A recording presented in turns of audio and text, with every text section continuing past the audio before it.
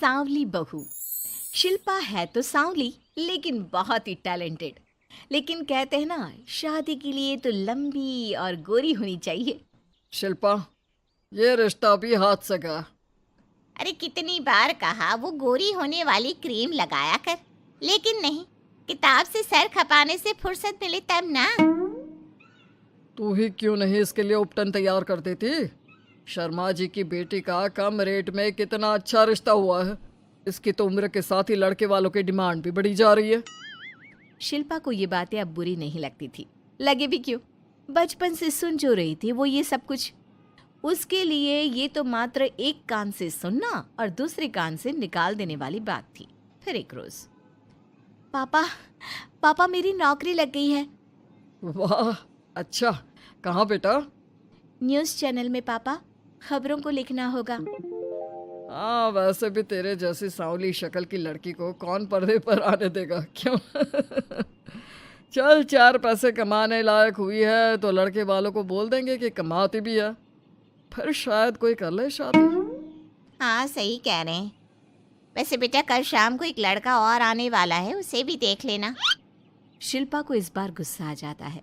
अच्छे news channel में नौकरी लगने की खुशी भी माँ पापा के चेहरे पर नहीं दिखती। अगले रोज ऑफिस से शिल्पा घर आती है तो सामने बैठा होता है हिमांशु। हिमांशु शिल्पा को देखता है तो पहली नज़र में तो वो उसे पसंद नहीं आती, लेकिन फिर भी फॉर्मेलिटी तो करनी थी। हाँ, ओके, तो क्या शौक है तुम्हारे और खाने में क्या क्या बना लेती हो? मुझे पढ़ने लिखने का शौक है, खाना बनाना नहीं आता, बिल्कुल भी नहीं आता।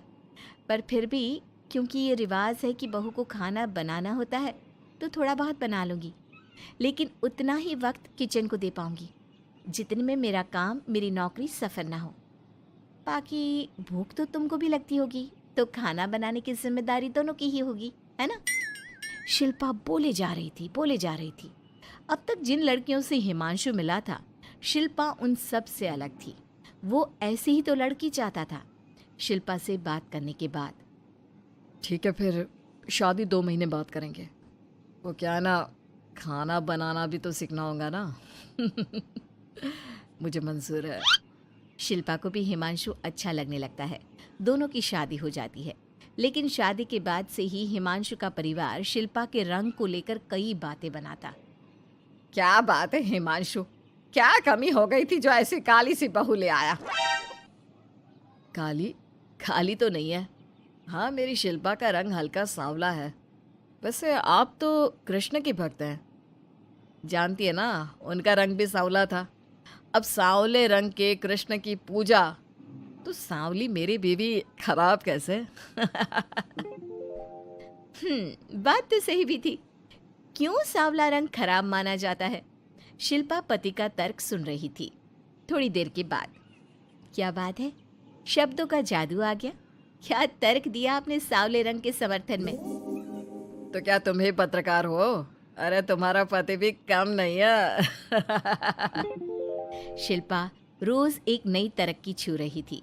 कभी विदेश दौरा तो कभी बड़े बड़े लोगों का इंटरव्यू। एक दिन, सुनो, आज का दिन बहुत खास है, मैं मुख्यमंत्री जी का इंटरव्यू लेने जा रही हूँ।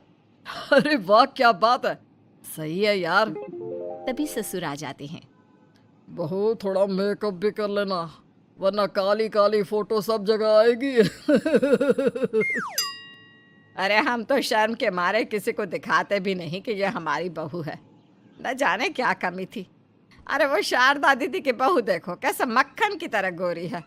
और नताशा, वो तो ऐसे लगता है जैसे भगवान ने दिल खोल कर रंग दिया है उसको। अरे माँ, आजकल रंग नहीं बुद्धि का जमाना है। हाँ, तो वो दोनों कहाँ पागल है, अच्छा खासा घर देख रही है। शिल्पा को ससुर की बात पर गुस्सा तो आता है, लेकिन वो मूड खराब नहीं करना चाहती। वो तो बस तैयारी करती है कि जल्दी से अच्छा सा मुख्यमंत्री का इंटरव्यू हो जाए और दुनिया देखे। होता भी यही है। शिल्पा जब शाम को घर आती है तो, अरे चाची, बुआ, फूफा जी, कैसे हैं आप सब? कैसे आना हुआ? शिल्पा को आसपास के लोग भी देख रहे थे। वो भी जानती थी कि उसने जो इंटरव्यू किया वो कितना वायरल हो रहा है। अरे बहू, बड़े लायक हो तुम, औरत होकर दुनिया की इतनी जानकारी। कितनी समझ है तुम्हारे अंदर। वाह वाह बहू, तुमने तो हम सबका सीना गर्व से चौड़ा कर दिया।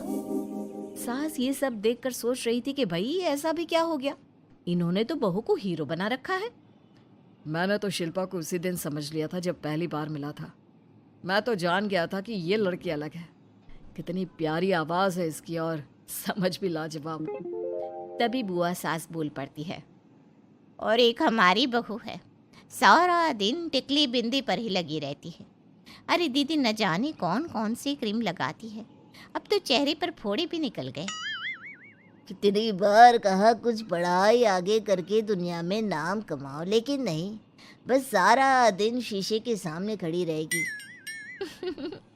कोई बात नहीं फूफा जी, वो भी किसी की पसंद हो सकती है।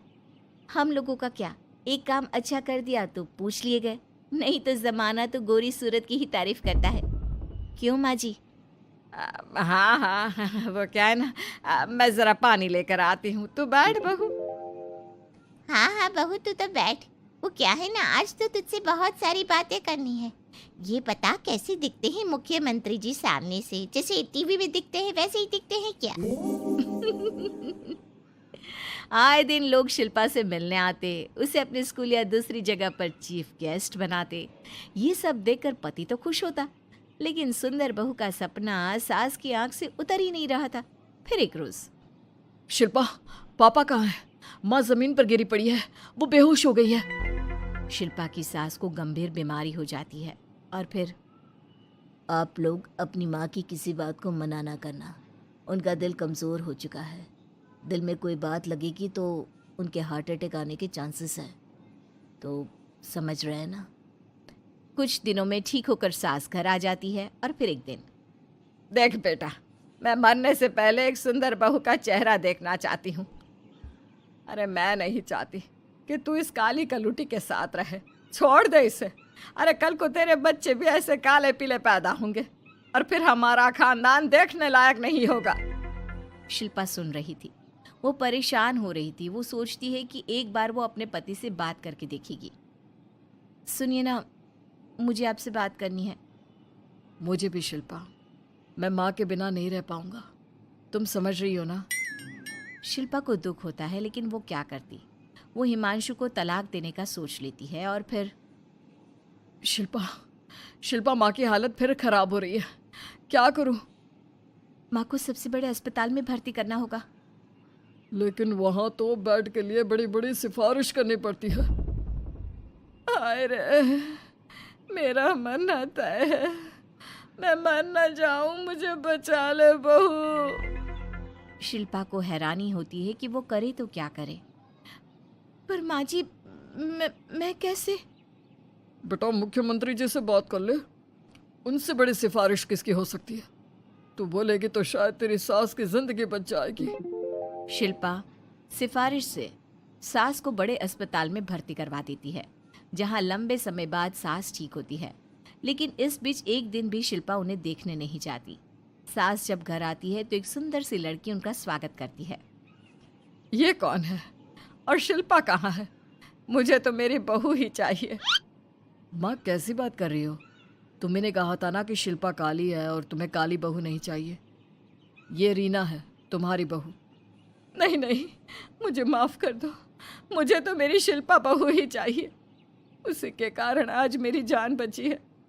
मैं नहीं समझ पाई कि सुंदर शक्ल से ज़्यादा सुंदर दिल और आचरण होना चाहिए। लेकिन अब क्या, अब तो देर हो चुकी थी। हिमांशु भी जानता था कि आत्मसम्मान वाली शिल्पा अब उसकी जिंदगी में वापस नहीं आएगी। अब तो शिल्पा को वे लोग बड़े बड़े चैनल की स्क्रीन पर देखते और अफसोस करते। शिल्पा चाहती तो कभी तुम्हारे लिए सिफारिश नहीं करती। अब तो आसपास के लोग भी घर नहीं आते। लोगों को लगता है कि शिल्पा ने हम लोगों को छोड़ा क्योंकि हम उसके लायक नहीं थे। सही बोल रही है माँ, हम ही तो उसके लायक नहीं थे। शिल्पा जैसी समझदार, पढ़ी लिखी, दुनिया की समझ रखने वाली लड़की को मैंने छोड़ा, सिर्फ आपके कहने पर। अब ये गोरी लड़की आपकी बहू हो सकती है, लेकिन मेरी बीवी कभी नहीं। हिमांशु वहां से चला जाता है।